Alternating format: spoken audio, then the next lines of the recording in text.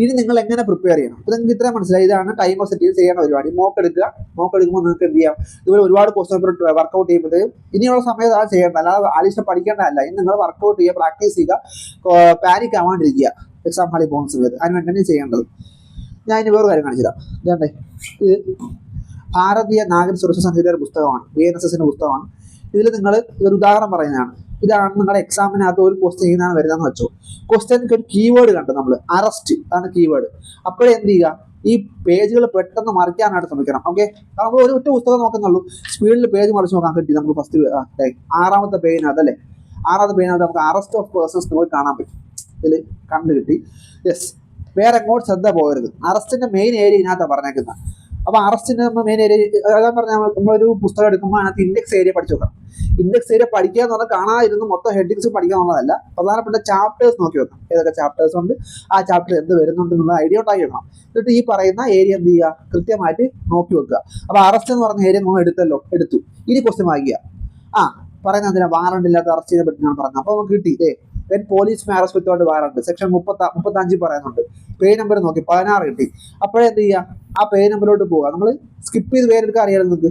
Skip ചെയ്ത് പേരെടുക്കുക, ഓടിച്ച് പേരെടുക്കുക. അതൊക്കെ നിങ്ങൾ ഞാൻ പറഞ്ഞ ഈ എക്സാം പ്രത്യേകം എന്ന് പറഞ്ഞാൽ ഇതൊരു ഓപ്പൺ ബുക്ക് പരീക്ഷയാണ്, ക്വാളിഫയിങ് പരീക്ഷയാണ്, റാങ്ക് മാർക്കിംഗ് പരീക്ഷയൊന്നും അല്ല. അപ്പോൾ അതുകൊണ്ട് തന്നെ എന്താണ്, നിങ്ങളുടെ ബുദ്ധി പരീക്ഷിക്കാനുള്ളതല്ല. നിങ്ങൾ ആ ഒരു ഇന്ന സമയത്തിനകത്ത് നിന്നുകൊണ്ട് പാനിക് ആവാതെ നിങ്ങൾ എത്ര ക്വസ്റ്റ്യൻ അറ്റൻഡ് ചെയ്യുന്നു, ശരിയാക്കുന്നു. ആക്യുറസി വേഴ്സസ് ടൈം, ആ ഒരു സാധനമാണ്. അപ്പം അത് കൃത്യമായിട്ട് ചെയ്യാൻ പറ്റുന്നതെന്ന് നോക്കണം. അതുകൊണ്ട് പ്രാക്ടീസ് ഞാൻ പറയാൻ കാര്യം എന്ന് വെച്ചാൽ സബ്ജക്ട് നോളജ് തീരെ ഇല്ലാതെ പോയാലും നടക്കൂല. സബ്ജക്ട് നോളജ് വേണം, ബേസിക് സബ്ജക്ട് നോളജ് എന്തായാലും വേണം. എല്ലാ ആക്ടിനെ പറ്റി ബേസിക് നോളജ് ഉണ്ടാവണം. കൂടാതെ പ്രധാനമായിട്ടും വേണ്ടത് ഇതേപോലെ ഇൻഡെക്സ് കൃത്യമായിട്ട് അറിഞ്ഞിരിക്കണം. ഇൻഡെക്സിനകത്ത് എന്തൊക്കെയുണ്ട്, ഒരു ആക്ടിനകത്ത് ഇൻഡെക്സിനകത്ത് എന്തൊക്കെയുണ്ട്, എത്ര ചാപ്റ്റർ ഉണ്ട്, ആ ചാപ്റ്റർ എന്തൊക്കെ പറഞ്ഞേക്കുന്നത്. ചിലപ്പോൾ നമ്മൾ എക്സാംസിനൊക്കെ പോകുന്ന സമയത്ത് ഇമ്പോർട്ടൻ്റ് ടോപ്പിക്സ് പഠിച്ചിട്ട് പോകുന്ന ആൾക്കാരായിരിക്കും. എന്നാൽ എയിമിന് പോകുമ്പോൾ അങ്ങനെ ചിന്തിക്കരുത്. എയിമിന് പോകുമ്പോൾ നമ്മുടെ ഓവറോൾ ഐഡിയ ഉണ്ടാക്കി വെച്ചിട്ട് പോകണം. എന്ന് പറഞ്ഞാൽ എല്ലാ ചാപ്റ്ററിൻ്റെ എന്തൊക്കെയാണെന്നുള്ള ഒരു ഐഡിയ ഉണ്ടാക്കണം. അല്ലാതെ അറസ്റ്റ് ചോദിക്കത്തുള്ളൂ, അല്ലെങ്കിൽ സ്ഥിരം നമ്മൾ ചോദിക്കുന്ന അധികാരപരിധി അത് നമ്മൾ ചോദിക്കും, അങ്ങനെ ചിന്തിക്കരുത്. എല്ലാവരും ഓവറോൾ ഐഡിയ വെച്ചിട്ട് വേണം പോകാനായിട്ട്. ഞാൻ പറഞ്ഞതൊക്കെ പിന്നെ നിങ്ങൾ മേജർ ആയിട്ട് വേണം കോൺസെൻട്രേറ്റ് ചെയ്യാൻ വേണ്ടിയിട്ട്. ഓക്കെ അല്ലേ?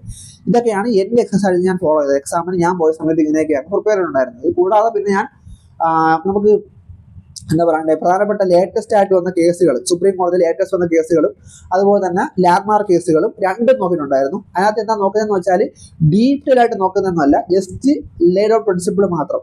സുപ്രീം കോടതി ലേഡ് ഓൺ ദാറ്റ്, അല്ലെങ്കിൽ എന്താണ് സുപ്രീം കോടതി ഹെൽഡ് ദാറ്റ്, ഈ ഒരു സാധനം കാണും. എന്താണ് സുപ്രീം കോടതി അതിൽ പറഞ്ഞത്, അല്ലെങ്കിൽ എന്താണ് ആ പർട്ടിക്കുലർ ആയിട്ടുള്ള കേസ്, എന്താണ് ആ ഒരു ആ കാര്യം മാത്രം, പ്രധാനപ്പെട്ട കാര്യം മാത്രം നോക്കി കേസ് നോക്കി വെക്കുക. ഓക്കെ, ലാൻഡ്മാർക്ക് കേസുകൾ ഇതിൽ യൂസ് ആയോ എന്ന് ചോദിച്ചാൽ സത്യം പറഞ്ഞാൽ യൂസ് ആയിട്ടില്ല എന്നാണ് എനിക്ക് തോന്നുന്നത്. എനിക്ക് തോന്നുന്നു, കാരണം MC മേത്തയുടെ ഒരു കേസുണ്ട്. MC മേത്ത സീരീസ് ആണ് കേസുകൾ. MC മേത്ത എങ്ങനെ പഠിക്കാന്ന് വെച്ചാൽ, MC മേത്തയുടെ വർഷമാണ് പഠിക്കേണ്ടത്. വർഷം എങ്ങനെ പഠിക്കാന്ന് വെച്ചാൽ എനിക്ക് പ്രത്യേകിച്ച് അങ്ങനെ എഴുതി പഠിക്കുക, അത്രേ ഉള്ളൂ, വേറെ മാർഗ്ഗമൊന്നുമില്ല. എന്നെ സംബന്ധിച്ച് അങ്ങനെയായിരുന്നു, ഞാൻ എഴുതി പഠിച്ചാണ്. MC മേത്ത കേസുകളുടെ വർഷങ്ങൾ കൃത്യമായിട്ട് പഠിക്കുക. MC Mehta versus union of India, അത് തന്നെയാണ് കേസ്. അവർ നിങ്ങൾ വർഷമാണ് പഠിക്കേണ്ടത്. വർഷം കൃത്യമായിട്ട് മാർക്ക് ചെയ്ത് എനിക്ക് ഒരു പുസ്തകം കിട്ടിയിട്ടുണ്ടായിരുന്നു കഴിഞ്ഞ തവണ. കിട്ടി സ്വതം ഞാൻ പറയാൻ കാര്യം, MC മേത്ത കേസാണെങ്കിൽ MC മേത്ത സീരീസ് ആയിരിക്കും കേസുകൾ. അതിൽ ഒരുപാട് കേസുകളുണ്ട്. അതുകൊണ്ട് തന്നെ എന്ത് ചെയ്യാം, വർഷം നോട്ട് ചെയ്ത് വെക്കുക. നോട്ട് ചെയ്ത് കഴിഞ്ഞാൽ നിങ്ങൾക്ക് എന്ത് ചെയ്യാൻ പറ്റും, ആ ക്രോണോളജിക്കൽ ഓർഡറിലാണ് കൃത്യമായി നോക്കി വെച്ച് കഴിഞ്ഞാൽ നിങ്ങൾക്ക് ഓപ്ഷൻ കാണുമ്പോഴത്തേക്കും എന്ത് ചെയ്യാം, അതിനെ സ്കിപ്പ് ചെയ്യാനോ അല്ലെങ്കിൽ ഓർഡർ ചെയ്യാൻ എന്താണെന്ന് വെച്ചാൽ ആ ക്വസ്റ്റൻ എന്താണെന്ന് വെച്ചാൽ അത് അറേഞ്ച് ചെയ്യാൻ പറ്റും. വേറൊരു പ്രധാനപ്പെട്ട കാര്യം, PSC എക്സാമിന് പോകുന്നവർക്ക് അറിയാവുന്ന കാര്യമായിരിക്കും. നിങ്ങൾ ഈ ക്വസ്റ്റ്യൻ പേപ്പറിനകത്തുള്ള ഓപ്ഷൻസ് ശ്രദ്ധിക്കുക. ഓപ്ഷൻസ് ആദ്യമേ ABCD കണ്ടപ്പോഴത്തേക്ക് നേരെ പോയി A ആണല്ലോ ഉത്തരം എന്ന് പറഞ്ഞ് മാർക്ക് ചെയ്യാൻ പോകാതെ കറക്റ്റ് ആണോ ഇൻകറക്റ്റ് ആണോ ചോദിക്കുന്നതെന്ന് കൃത്യമായിട്ട് മുകളിൽ എഴുതി വെക്കും. അതും ആദ്യം വായിച്ചാൽ വടിവേരായിട്ട് വെച്ചേക്കുക. ഇൻകറക്റ്റ് ആണോ കറക്റ്റ് ആണോ എന്നുള്ള കാര്യം നോക്കി വെക്കുക. ഒരു പ്രധാനപ്പെട്ട കാര്യമാണ്. അതിനുശേഷം നമ്മൾ ഓപ്ഷനോട്ട് പോവുക. ഓപ്ഷനിൽ പോകുന്ന സമയത്ത് എലിമിനേഷൻ പഠിക്കണം. എല്ലാം കൂടെ കയറി വായിച്ചാൽ ഇത് മൊത്തം വായിച്ചിട്ടേ പോകണമെന്ന് ചിന്തിക്കരുത്. കാരണം ഒരു 3 ക്വസ്റ്റ്യൻ തന്നേക്കും, എന്നിട്ട് അതിനകത്ത് 1, 2 ശരി, 2, 3 ശരി, അങ്ങനെയൊക്കെ ആയിരിക്കും ഓപ്ഷൻ കിടക്കുന്നത്. അല്ലെങ്കിൽ 1 ശരിയല്ല, എല്ലാം ശരിയാണ്, അങ്ങനെ ഓപ്ഷൻ വരുന്നത്. അതുകൊണ്ട് നിങ്ങൾ ചാടിക്കയറി ABC ഒക്കെ മാർക്ക് ചെയ്യാൻ പോയാൽ പിന്നെ നോക്കുമ്പോഴത്തേക്ക് താഴെ കാണുന്നുണ്ട് 1, 3 ശരി. കൊള്ളാമല്ലോ. ക്വസ്റ്റ്യൻ വീട് വായിക്കുമ്പോൾ മനസ്സിൽ ഇൻകറക്റ്റ് ആണ് ചോദ്യം. അപ്പോൾ നമ്മൾ കയ്യിൽ നിന്ന് പോയി, ആ ക്വസ്റ്റ്യൻ കയ്യിൽ നിന്ന് പോയി. മാർക്കും ഒരു തവണ നമ്മൾ OMR മാർക്ക് ചെയ്ത് നമുക്ക് വെട്ടാതിരുത്താനൊന്നും പറ്റൂല. അതാണ് ഞാൻ പറയാൻ കാര്യം, അങ്ങനെ ചെയ്യരുത്. ഓക്കെ, ഇനി നിങ്ങൾ ചെയ്യേണ്ട പരിപാടി എന്ന് പറഞ്ഞാൽ ഈ എന്താണ് പിന്നീട് ഈ അസർഷൻ സ്റ്റേറ്റ്മെന്റ് ക്വസ്റ്റ്യൻ വരും. സ്റ്റേറ്റ്മെന്റ് അസർഷൻ, അതായത് നമ്മൾ അല്ലെങ്കിൽ സ്റ്റേറ്റ്മെന്റ് റീസണിങ് ക്വസ്റ്റ്യൻസ് ഒക്കെ. അതായത് ഇപ്പോൾ ഒരു സ്റ്റേറ്റ്മെന്റ് വരും, എന്തെങ്കിലും ഒരു ആക്ട് സ്റ്റേറ്റ്മെന്റ് വരും, എന്നിട്ട് ആ സ്റ്റേറ്റ്മെന്റുമായി ബന്ധപ്പെട്ട് അല്ലെങ്കിൽ ഇന്ന സ്റ്റേറ്റ്മെന്റുമായി ശരിവെക്കുന്ന കാര്യമാണോ അല്ലെങ്കിൽ ആ ഒരു കാര്യത്തിന്റെ റീസൺ ആയിട്ട് വരുന്ന രണ്ടാമത്തെ സ്റ്റേറ്റ്മെന്റ് നോക്കുക.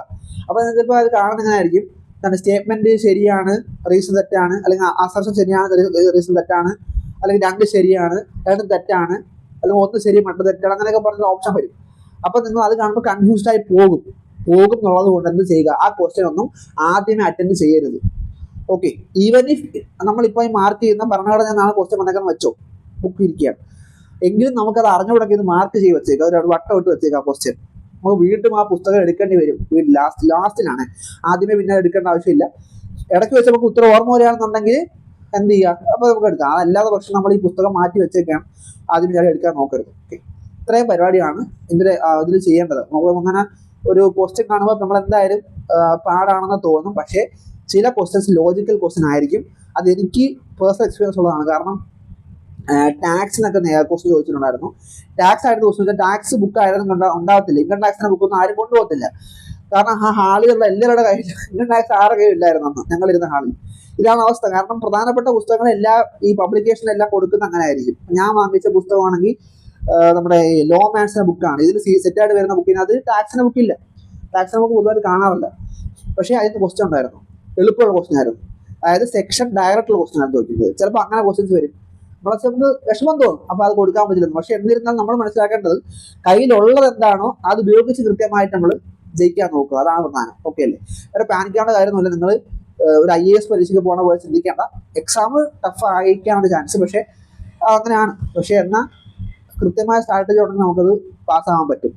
ഓക്കെ അല്ലേ? അതാണ് പറയാൻ കാര്യം. അപ്പം MC മാത്ത കേസൊക്കെ ആണെങ്കിൽ സീരിയസ് ആയിട്ട് കൃത്യമായി പഠിക്കുക, കേസ് ലോസ് ഒക്കെ നോക്കി വെക്കുക. ഇതേപോലെ ഇൻഡെക്സ് കൃത്യമായിട്ട് അറിവുണ്ടാക്കി വെക്കുക. ഇൻഡെക്സ് എന്ന് പറയുമ്പോൾ അതിൽ ഹെഡിങ്ങുകളും ആ ഹെഡിങ് എന്ത് കണ്ടെന്ന് വരുന്നുള്ള കാര്യങ്ങൾ. അതിൽ കീവേഡ് ശ്രദ്ധിക്കുക. ഒരു ക്വസ്റ്റ്യൻ കാണുമ്പോൾ നമ്മൾ കീവേഡ് ശ്രദ്ധിക്കുക. ആ കീവേഡ് നോക്കിയിട്ട് എന്ത് ചെയ്യുക, ആ ഓപ്ഷനിലേക്ക് എത്തിച്ചേരാനായിട്ട് ശ്രമിക്കുക. ഇതൊക്കെയാണ് എൻ്റെ എക്സ്പീരിയൻസിൽ ഞാൻ ചെയ്തിട്ടുള്ള കാര്യങ്ങൾ എന്ന് പറഞ്ഞാൽ. അപ്പം എനിക്ക് സമയം കിട്ടിയ ആളാണ്, എനിക്ക് എക്സാമിന് സമയം കിട്ടിയ ആളാണ് ഞാൻ. ആ എക്സാം കഴിഞ്ഞ് പലരും ചോദിച്ചപ്പോഴത്തേക്കും പലരും പറഞ്ഞത് സമയം കിട്ടിയെന്നാണ്. പക്ഷെ എനിക്ക് പുറത്തെ സമയം കിട്ടിയ ആളാണ്. അത് പറയാൻ കാര്യം ഞാൻ ഇതേപോലെ പ്രതീക്ഷിച്ചതാണ്. ക്വസ്റ്റ്യൻ ഒക്കെ മിക്സ് ആയിരിക്കും പ്രതീക്ഷിച്ചാണ് ഞാൻ പോയത്. അതുകൊണ്ട് തന്നെ ഞാനിത് ആദ്യം മാർക്ക് ചെയ്തിട്ടുണ്ടായിരുന്നു. അപ്പോൾ എനിക്ക് എളുപ്പമായി. ലാസ്റ്റിൽ എനിക്ക് ഈ പിന്നെ പുസ്തകം അനുസരിച്ച് എന്നാ ഉത്തരം എഴുതി പോകാനായിട്ട് എളുപ്പമായി. എന്ന് വെച്ചിട്ട് എല്ലാ ക്വസ്റ്റ്യനും കിട്ടിയോന്ന് ഞാൻ പറയുന്നില്ല. ഇപ്പോൾ IPSC തന്നെ കിട്ടാത്ത ക്വസ്റ്റ്യനൊക്കെ ഉണ്ടായിരുന്നു. പക്ഷെ ഞാനത് മാർക്ക് വെച്ചിട്ട് പിന്നെ ലാസ്റ്റിൽ ഒരു 10 മിനിറ്റ്സ് ഒക്കെ ഉള്ള സമയത്ത് ഞാൻ ഒന്നുകൂടെ ആ ബുക്കൊക്കെ എടുത്ത് വായിച്ചു നോക്കി കിട്ടുന്നതാണോ എന്നുള്ളത്. അപ്പം നമ്മൾ ഈ ലാസ്റ്റ് സമയം വരെ പിന്നെ നോക്കരുത്, ആ ബുക്ക് നമ്മൾ നോക്കാൻ നിൽക്കരുത്. അറിയാത്ത വട്ടോട്ട് മാറ്റി വെച്ചിട്ട് ഈ പിന്നെ ഡയറക്റ്റ് വന്നേക്കുന്ന ക്വസ്റ്റ്യൻസ് കാണാം, അതൊക്കെ കൃത്യമായിട്ട് മാർക്ക് ചെയ്ത് പോകണം. എന്നിട്ട് വേണം തിരിച്ച് വീണ്ടും വരാനായിട്ട്. അപ്പോൾ ആർബിട്രേഷനൊക്കെ ആക്ടൊക്കെ ഉണ്ട്, അതിനൊക്കെ ഡയറക്റ്റ് ക്വസ്റ്റ്യൻ വരും. കോൺട്രാക്ട് ഉണ്ട്, ഡയറക്റ്റ് ക്വസ്റ്റ്യൻ വരും. അങ്ങനെ വരാറുണ്ട്, ചിലപ്പോൾ മാറാം. Okay, depends. അപ്പം അത് രണ്ടും വരാം. പക്ഷേ ഇതാണ് ഇത് കൃത്യമായിട്ടുള്ള ഫോളോ ചെയ്യേണ്ട കാര്യം.